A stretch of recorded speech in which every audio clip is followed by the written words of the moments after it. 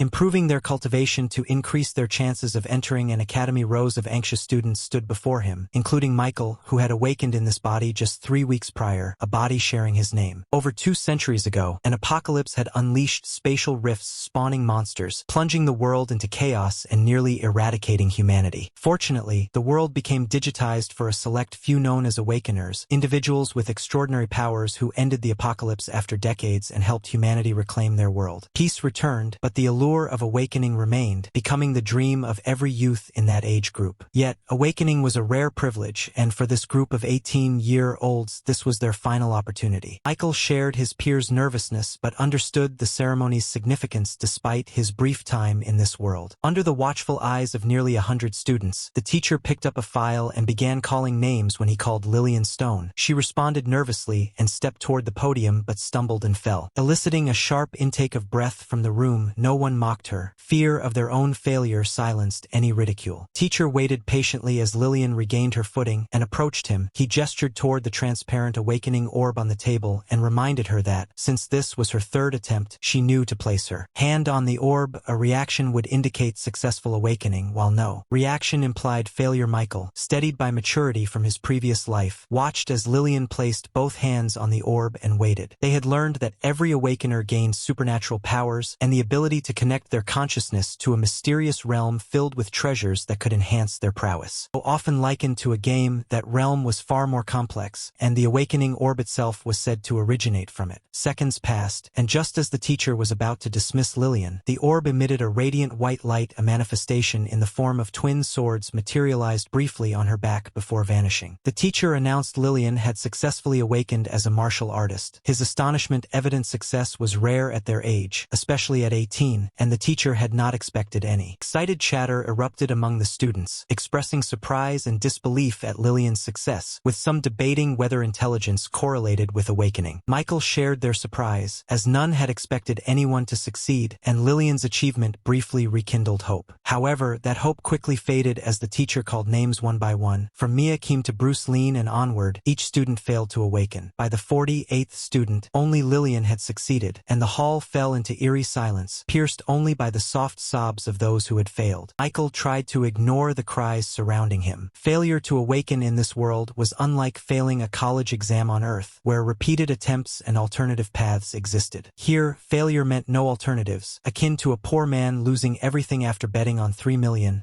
games while supporting a sick family. Despair and tears were inevitable. Most students at Woodstone Public School No. 3 came from impoverished families for whom awakening represented salvation, a chance to change their lives drastically. For those now sobbing, that hope had slipped away 3 times in a row. Michael forced himself to remain focused and positive, resisting the dark atmosphere enveloping the room. Michael's situation was no better than those around him. In fact, it was worse. The original owner of his body had been an orphan living with an overburdened aunt, a widow struggling to care for her own child. Family of 3 barely survived on the limited income she earned. For Michael, successfully awakening was not just a dream but the fastest, and perhaps only, way to change his family's fate, though his chance was less than 1%. Despite his efforts, a twinge of bitterness crept into his thoughts. He was grateful for the chance to live again, especially in a healthy body, but the prospect of a mediocre life stung. Just as the teacher began to believe this batch would produce only one awakener, the orb on the podium flared to life, emitting a bright light. A male student standing before it manifested, a standard phenomenon for new awakeners. His figure glowed red like burning fire, and a fiery staff appeared briefly in his hands before vanishing. Students expressed disbelief and envy, noting Brian's rare talent in igniting his life seed before the college exams and now awakening as well. Michael shared their impression. Brian Lien was one of the few outstanding students at Woodstone Public High School No. 3 who could compete with peers from better, resourced private schools. His reputation extended throughout Woodstone City, not only for academics but for his exceptional cultivation talent. Awakening orbs were not the only technology awakeners had brought from the land of origins. Various civilizations of different races had long thrived there, with humans considered newcomers. These civilizations had advanced their societies significantly using unique methods, and awakeners introduced cultivation to this world, a method allowing ordinary people to gain supernatural powers, though not at the level of awakeners. Cultivators awakeners could not progress as quickly, become as powerful, or enter the land of origins. Brian practiced the breathing technique of the night cultivation system and had a promising future ahead, even if he had failed to awaken. Both awakeners and cultivators were vital to society, with awakeners advancing it and cultivators defending it. This balance had been instilled in Michael and his peers from an early age. The world had changed drastically with the apocalypse, transforming planet Aurora into the Aurora realm. Some cracks that brought monsters into the world remained, and new ones occasionally appeared, serving as gateways to other realms. Awakeners alone could not manage these challenges. Cultivators became crucial for handling these realms. Despite this, becoming an awakener remained more desirable, as cultivation required expensive resources that limited many from pursuing it seriously. Generally, only the talented or wealthy had a significant chance of success. The teacher, who had barely smiled when Lillian Stone awakened, now grinned widely as he addressed Brian, inviting him to stand beside Lillian. Thrilled that a genius from the school had become even more exceptional, the teacher continued the awakening ceremony, though no other student managed to awaken, not even those talented in cultivation. This outcome was not unexpected. Talent did not guarantee awakening, especially at 18. Still, the teacher was pleased to add 2 more awakeners to the school's name. Soon, it was time for the 80th student to step up, Michael. Hearing his name called, he nervously approached the podium, receiving no cheers due to the body's former owner's lack of presence at school. Following the teacher's instructions, Michael placed his trembling, sweat-slicked hands on the awakening orb, anticipation surging through him. Seconds ticked by, 10, 15, 20, 25, until the teacher began to move, ready to dismiss Michael. Black, gloomy energy swirled around him, enveloping his body, and a dark staff materialized briefly in his hand before vanishing. Michael stood frozen, stunned by the sudden turn of events, until the teacher's startled voice announced that Michael Norman had successfully awakened as a necromancer. Murmurs spread through the hall, some expressing surprise, others speculating about the power and nature of the necromancer class. Comments ranged from calling it powerful and possibly evil to crude jokes and admissions of willingness to awaken by any means necessary. The hall erupted in murmurs again, though the reaction was more subdued than earlier. Unlike the excitement over Lillian Stone's unexpected awakening, or the awe surrounding Brian Lien's transformation into a super genius, Michael's presence at school had always been negligible. Only a few classmates from Class 3, Section N8, were present, and even fewer faces were familiar to him. He did not know any of them personally. Teacher in charge of the ceremony repeated his approval thrice, visibly pleased. He did not know Michael personally, but was surprised to see 3 awakeners emerge from a ceremony he had expected to yield none. Such results were rare, and a complete failure in awakening would not have shocked anyone. The teacher gestured for Michael to join the other 2 awakeners and wait beside him. Michael barely noticed the murmurs from his classmates, his attention fixed on a blue, transparent panel floating before his sight. Name: Michael Norman. Race: human. Class: Necromancer Apprentice. Level: 1, EXP, 0 out of 100, Strength, 1, 3, Agility, 1, 4, Constitution, 1, 2, Intelligence, 4, 5, Attribute Points, 0, Skills: Undead Summoning, Undead Revival, Talent, Infinite Evolution, Class Skill, Contract Slot, 0 halves, Gift, Mark of Origin. Michael's mind hardly processed the details displayed on the panel. Only now did he realize he had truly awakened. A wave of relief and joy washed over him, loosening the tension that had weighed on his shoulders and making him finally feel relaxed. While this was only the beginning, the most critical hurdle was cleared. No matter what came next, his future brimmed with new possibilities. Michael let out a deep sigh and turned his attention back to the remainder of the awakening ceremony. Only 6 students remained, and in about 4 minutes, the ceremony would conclude. Each student would soon return home to ponder their future based on the outcome of their awakening. Now free from nervousness, Michael's mind wandered to the most pressing realization. His awakened class was Necromancer. He knew little about awakeners or their classes beyond what was taught at school, and overheard in passing. Classes were generally categorized into 3 broad types: combat, support, and lifestyle. Necromancer seemed like a mix of combat and support, but Michael was not entirely certain. The school provided only a general understanding of awakeners, without delving deeper. Michael was unsure if this limited information was unique to Woodstone Public High School No. 3, but he knew one thing for sure: there was no discrimination between classes. No class was considered inherently weak, as each class theoretically had limitless potential, and awakeners' power depended solely on their own efforts and abilities. According to the teachers, this applied even to lifestyle classes like tailors, which were said to hold extraordinary potential. Michael was uncertain how true this claim was, but suspected he would find out soon enough. After all, he was now an awakener, someone who should earn recognition from the government. As Michael Michael mulled over his thoughts and prepared to inspect the mysterious panel again. The teacher's voice pulled him back to the present. Teacher announced that the ceremony was over and reminded those who failed to awaken that failure did not mark the end of their future. During the early days of the apocalypse, at least half of their ancestors, those who played crucial roles in humanity's survival and advancement, were ordinary people. So what if they did not awaken? A murmur spread among the downcast students below the podium, lifting their spirits. Even Michael found himself impressed by the teacher's words, though he could not ignore the harsh reality awaiting them outside the hall. Some students might already understand this grim truth, but for now, they needed something to cling to. The teacher continued, explaining that while the world was technically more advanced than Michael's original one, life was not easy for the average person. Traditional jobs like bankers had long become obsolete, along with many others. Only a handful of establishments still employed humans for tasks machines could perform, either out of financial strain or to maintain a certain prestige.